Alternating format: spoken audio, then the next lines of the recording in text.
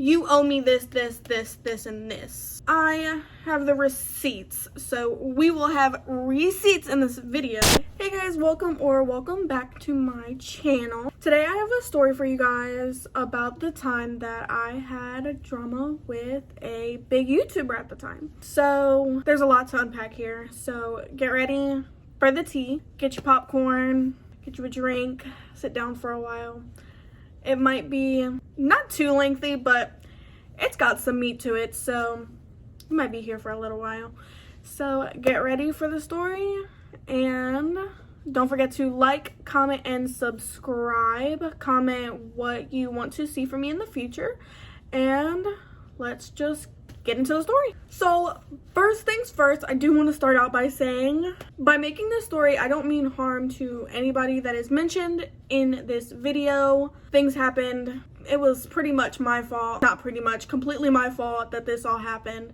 So I really don't mean any harm to any of the people that are named in here. I'm not gonna actually give you their names. I don't really think you'd be able to find it unless you do some really hard digging. If you do end up finding out who they are, don't spread them hate or spread hate or anything like that. It wasn't their fault. It was all on me. So with that being said, let's get into the story. So to start the story, we are gonna start with a little bit of a background of this YouTuber and how we came to be in contact. So we are gonna call this big YouTuber that I had beef with, we're going to call her Alina. Her name is obviously not Alina. At the time, I don't remember what year all of this happened. I think I was a freshman in high school, so I want to say maybe 2016, maybe 2017, around that time, I believe. I was a really big fan of this YouTuber. She had just kind of blown up because she was a storytime YouTuber, and a lot of her storytimes were blowing up at the time. So as people know, when you start gaining all of that traction, you start to try to do lives on platforms so that you stay more connected to your audience and things like that. And at the time, YouNow was very popular. So she began streaming on YouNow, and I was basically like the first person that showed up in her YouNow. I was the first person to be guested on her YouNow. Like, I was a very big fan, if you couldn't tell, of her. As I said, YouNow was a very big platform, and I believe these people also were in her YouNows a little bit. I can't remember too much on how I actually became to know. What you will see will be a collab YouTube group. The main person in this collab that has to do with this story is, we are gonna call her Megan.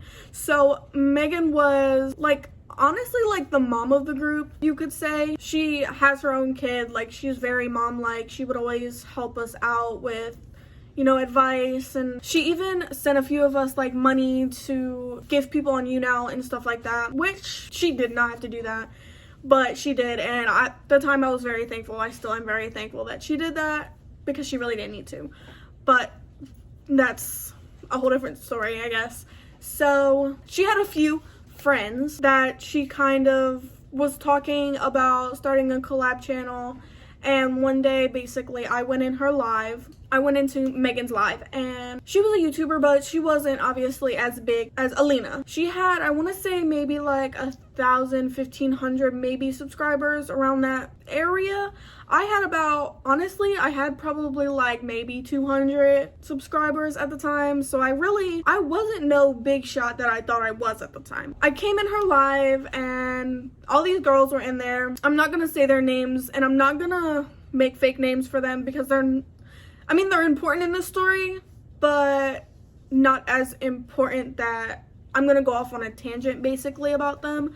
So it was, I wanna say 7 of us girls or 6 of us girls, and Megan's child also had a day, I believe, in the beginning. That's kind of like the backstory of how I met them and stuff like that. We were in this YouTube collab group that we all created. Well, they created, and I kind of joined in towards like the end of them discussing it and going into actually making the group. I was kind of like the newbie in the group, if that's basically what you could call me. We all kind of liked this big YouTuber, Alina, and she was very connected to her audience pretty much. Off of YouTube, she really didn't have that big of an audience because she was newly going out and doing other stuff. So she didn't have that big of a following elsewhere yet. She does now, but she didn't at the time. And we had a Twitter group chat, I believe, of a bunch of people that liked her, and I think some of the girls were involved in that also. Basically, we were big fans of this YouTuber. In the beginning, when she started broadcasting on YouNow, not obviously, but since I was the first one like in her live and all of that jazz, I guess that blew up my head and thought I had this priority over other people when I really didn't. I was very immature. I really thought I was mature at the time, but I was very, very much immature. And I own up to that 1000%. We kind of started talking, well, I was kind of pushing this on her. We started talking about like not collabing, but her shouting out a bunch of her small YouTube creator fans, basically. Sort of like how people do like at the end they shout out one of their comments or something like that, but with the small YouTubers that watch her, basically. That's what she was leaning to, but I was trying to force it on her that we would have to do this like virtual collab, just me and her.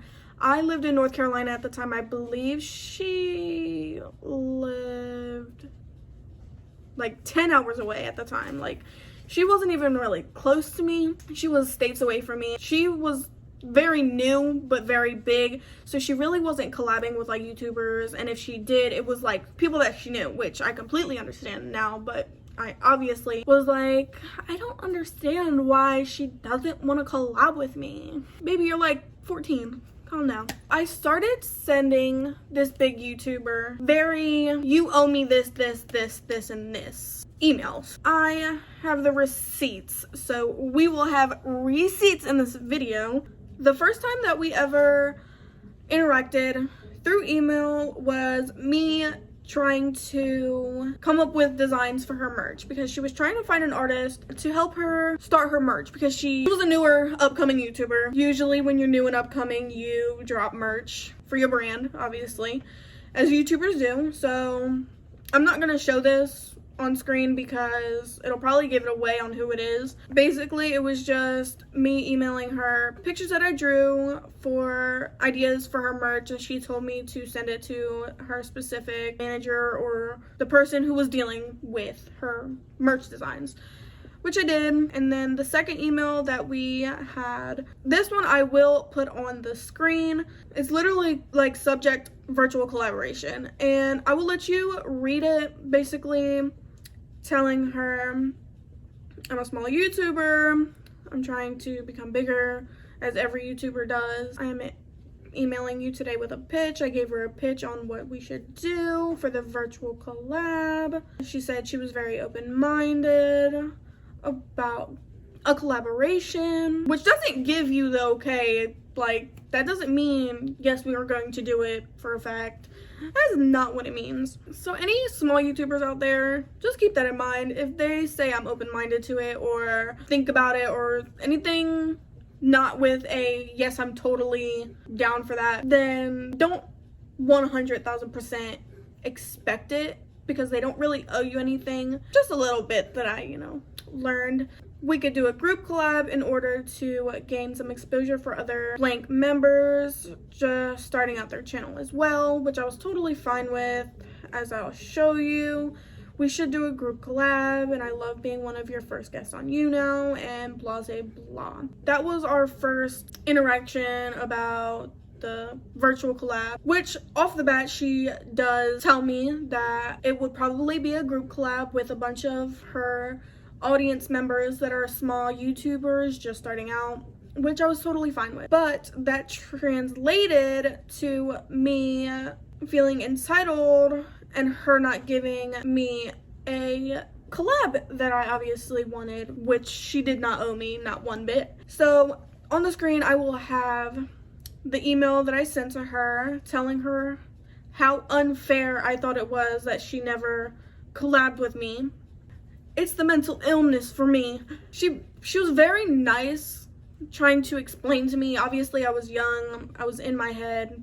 I didn't even care what anybody had to say. I was very immature to say the least. So basically, she was just saying if I did a collab with you, I would have to do a collab with everyone who asked, which I literally only had 200 subscribers, and I bet you there was other people that were in contact with her that sure as hell deserved it 1,000% more than I did. Collabs on YouTube are supposed to help both parties out, gaining wise. So basically, what it would have been for her to do a collab with me is basically a shout out, because I didn't have an audience. She was the only one that had an audience, so it would have been a shout out. I will pop it on the screen, our rest of our conversation. Basically, I was just going off on her. I brought up Megan, and she is friends with another big YouTuber, not the same one. Megan and another big YouTuber collabed, not Alina.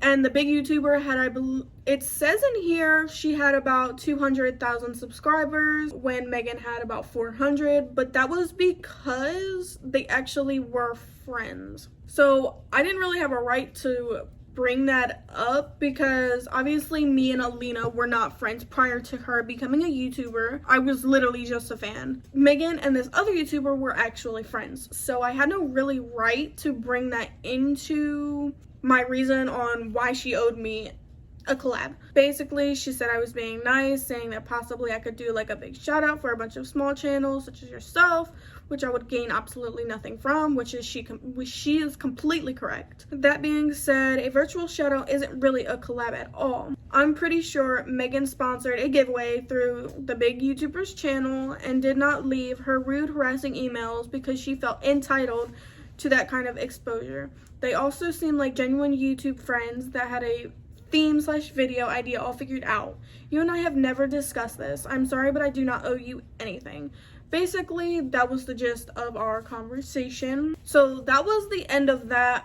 And then that leads to, I'm not sure if I will be able to find all of the texts. I think I can find a few between me and Megan if I look hard enough, and I will try. If I do, they will be put on the screen. But basically what happened was I sent screenshots in our group chat for our collab, because we were all in just a collab group chat, and basically telling them basically the same stuff that I told Alina. Basically that she owed me a collab, blah blah blah, whatever. So they were just being honest with me. They're like, you know, she doesn't really owe you anything, you know, the truth. They were telling me the truth. And I obviously just did not want to hear it. I definitely came at Megan completely wrong. I kind of did my trauma is more traumatic than yours, so you don't have a right to tell me how I can act, basically.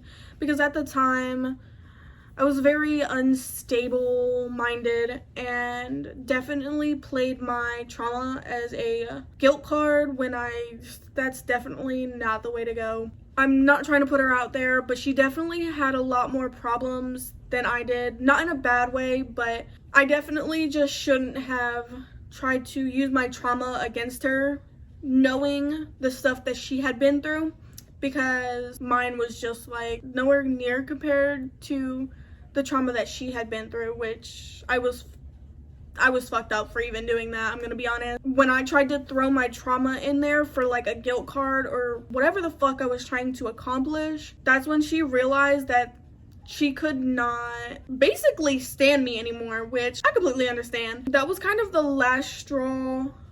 I mean, I never really was like this before. I was kind of like the odd one out most of the time that this collab was going on. As I told you guys, I was like the newbie, so I was kind of not outcasted because they really did make me feel like I was welcome. But in the collab channel, after I was kicked out, I didn't leave, they kicked me out, which rightfully so. They made some hurtful videos, I'm not gonna lie, but they made videos basically saying how they felt and how I was like the odd one out.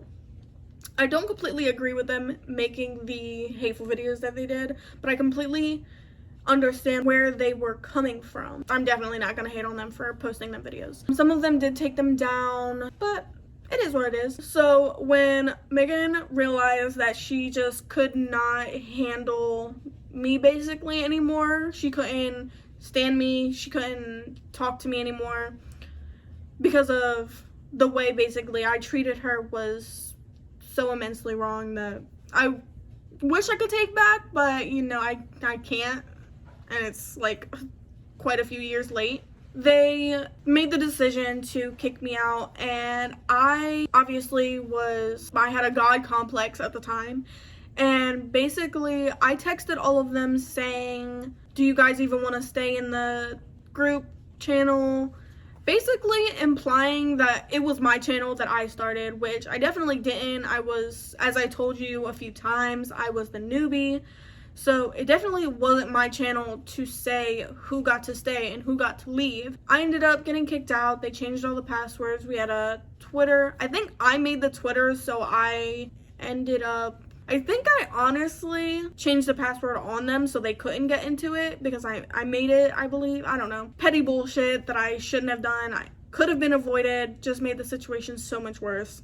Also, I ended up making a group chat without Megan in it and asking all the girls something, and then they told Megan, and then I think that was the last straw. I don't think me rubbing my trauma in her face was the last straw. I think that one was the last straw.